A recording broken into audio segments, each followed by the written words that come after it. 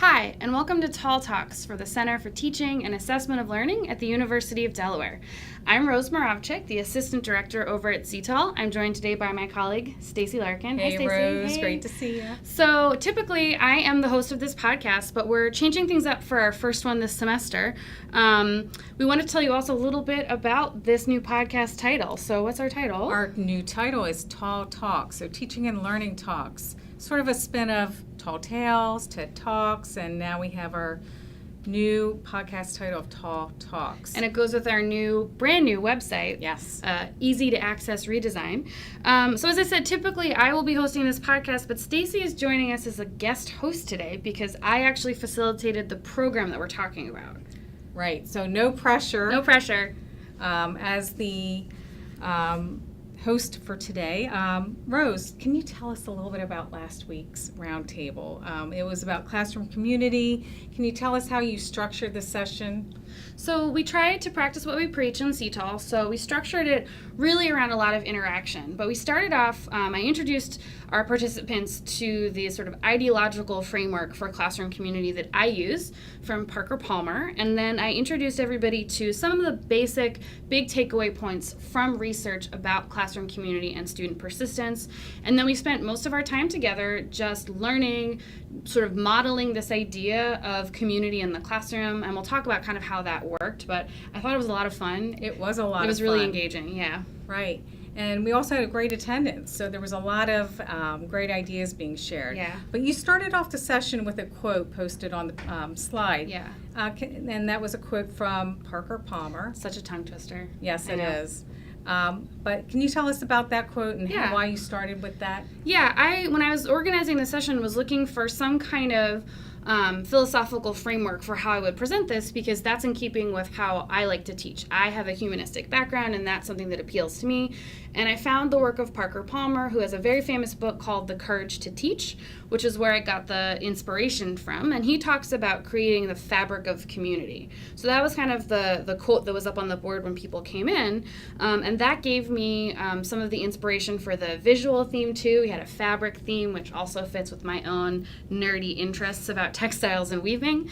And I thought it was just a really kind of authentic way to start out the session in a way that made sense for my teaching and kind of gave us a metaphor to work with. Right, and I thought you did that beautifully. So can you tell us a little bit about the research behind these ideas? Yeah, changing hearts and minds is all good, but you do need research. Yes.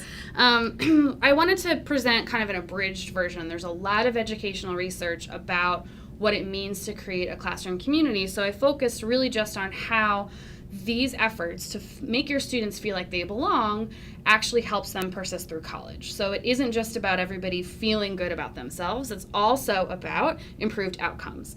I had a lot of examples from different kinds of classrooms. I guess two kind of highlights I would mention in the podcast were revisiting the work of Vincent Tinto, who talks about classrooms as communities, and his research really reminds us that the classroom is a social experience. There isn't really a difference for a lot of students between being in class, being on campus. They're still people. Right. And it sounds really obvious, but the research helps remind us of that fact. Learning is social. Right. But then I also tried to look into more recent studies about how classroom communities can help historically underrepresented students be successful.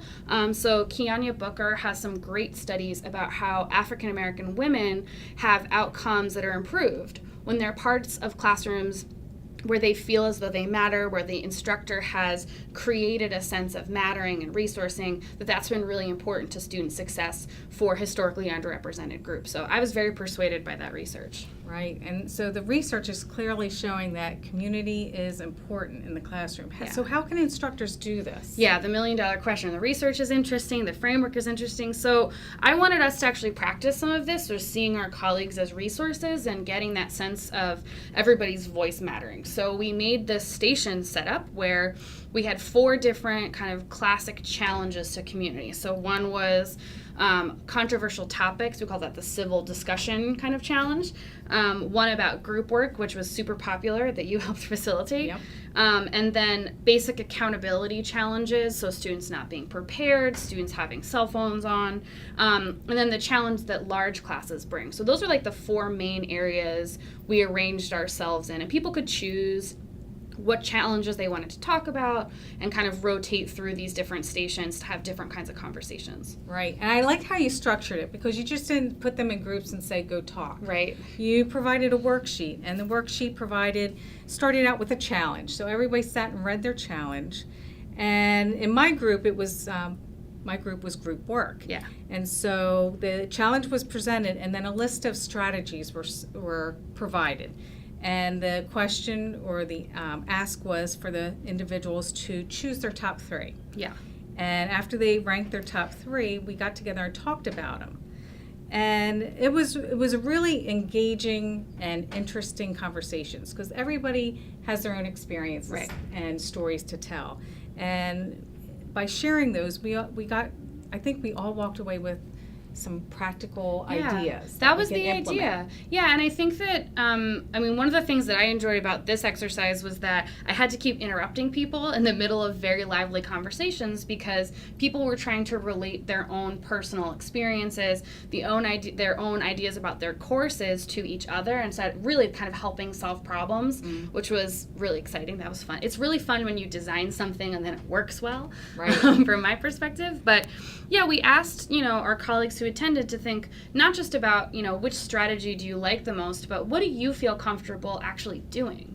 Because there isn't a one-stop kind of solution for any of these problems. And the thing that works great for you isn't going to work as well for your colleague. Exactly. And we had a lot of conversations like that. I think that's great, because a lot of times you go to workshops and a couple ideas are presented, but you got to realize that there's a lot of options out there. Right. So I really liked how you gave that perspective, that there's other ways to approach group work and be successful. Right. Yeah, group work is one of our most common topics, so that was one of the largest groups, but we did also have some really interesting conversations around, for the civil discussion group also, how do you set expectations for how students will engage with each other in the classroom?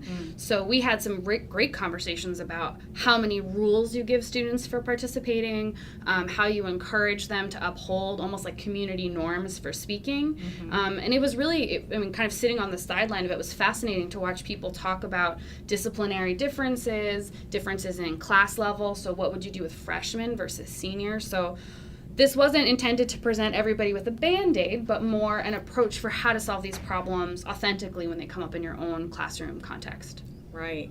So going on with that theme, I want to announce our next roundtable is carrying over this discussion on group work. So the title is Making Group Work, and hopefully we will get even more ideas and encourage more people to consider group work in their classroom. Group work can be a challenge. It can be. We've heard some horror stories about group work, Yeah. but we also heard some wonderful success stories with group work. That's right. It's So- really an enriching process for students, and I know faculty have excellent reasons for asking students to work in groups, right? Right. They know why. You're doing it with a purpose. So it's just about getting the rest of the structures in your class to support that purpose. So we hope to see you all there, and if you want to check it out or sign up for the next roundtable, please visit our new website. Thanks, Stacy. What a Thank pleasure. you, Rose.